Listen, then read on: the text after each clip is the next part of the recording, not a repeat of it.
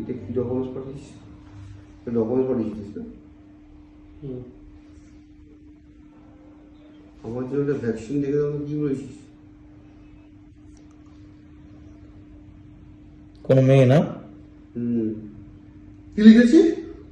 ও vacancy, তোর জন্য vacancy. কি করছো?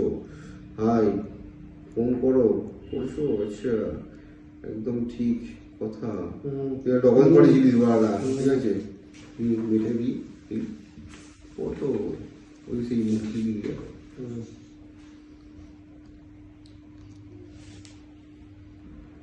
ভাই 2টো বাজে, তুই বললি কোথায় 1টার সময় যাবি কোথায়?